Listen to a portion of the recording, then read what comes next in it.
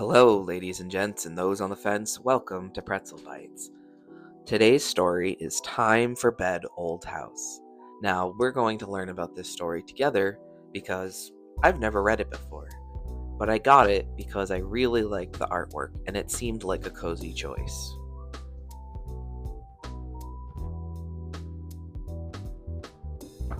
So, without further ado, oh my goodness, the title page is really beautiful. There are lots of colors.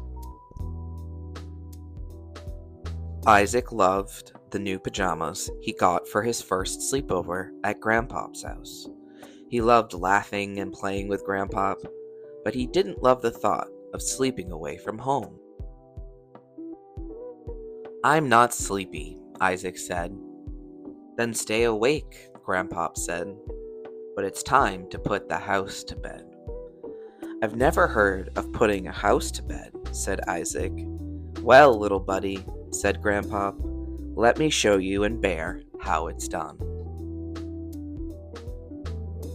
First you move kind of quiet and slow."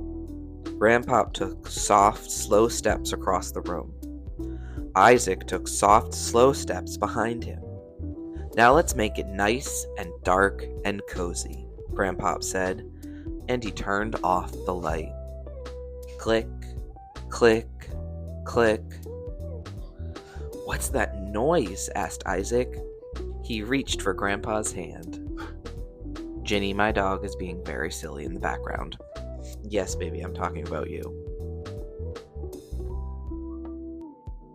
"That's just Snuffles," Grandpop said. The old dog plodded across the floor, nails clicking. Isaac gave Snuffles a pat. With Isaac and Snuffles following, Grandpop stepped slowly down the hallway. He paused at the light switch and looked at Isaac. Isaac reached up and turned it off. Squeak, squeak, squeak. "What's that noise?" asked Isaac.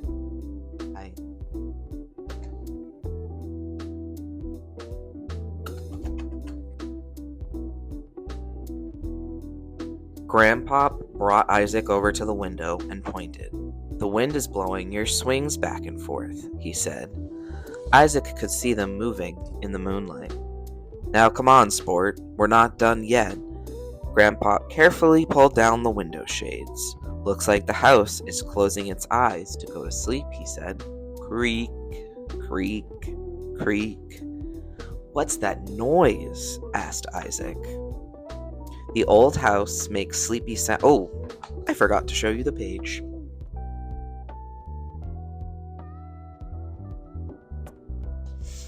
"This house makes sleepy sounds just like you," said Grandpa. "You yawn, you stretch. I bet you even snore." "I don't think I snore," said Isaac. Grandpa shrugged. "But if you're sleeping, how do you know?" He chuckled loudly, then caught himself and put his hands over his mouth. "Come on, little pal," Grandpop said softly. They tiptoed up the stairs. When Snuffles yawned a squeaky yawn. Oh my goodness. Grandpop put his finger to his lips and whispered, "Shh, Snuffles, shh." They went into Mama's old bedroom.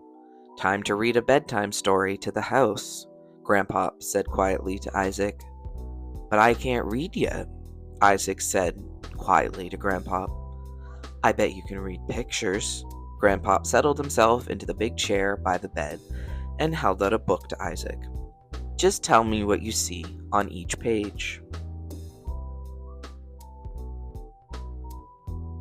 Isaac climbed into Grandpop's lap and described the first picture. A little boy is looking out the window. There's snow on the ground. Isaac turned the page. He's outside, wearing a red jacket. "Good job," said Grandpop. "Keep going." When Isaac finished reading the pictures in the book, he rested his head on Grandpop's shoulder. He could hear him breathing slow and steady. He looked up and saw that he had read Grandpop to sleep. Isaac carefully climbed off the chair. He covered Grandpop with a blanket.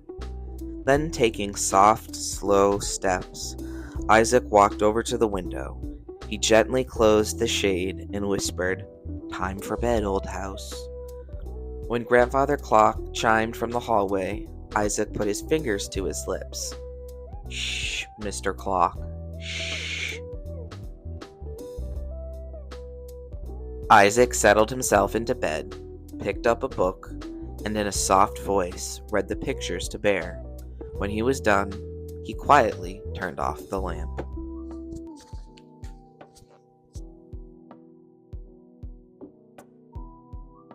Click, click, click. He reached out to pet Snuffles. Squeak, squeak, squeak. He thought of the fun he and Bear would have on the swings tomorrow. Creak, creak, creak. Tonight he would sleep well in the old house.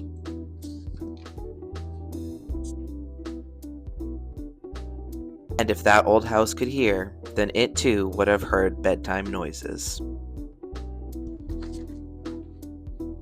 And all three of them are snoring. The very last page is Sleeping Snuffles. Kind of like Sleeping Ginny.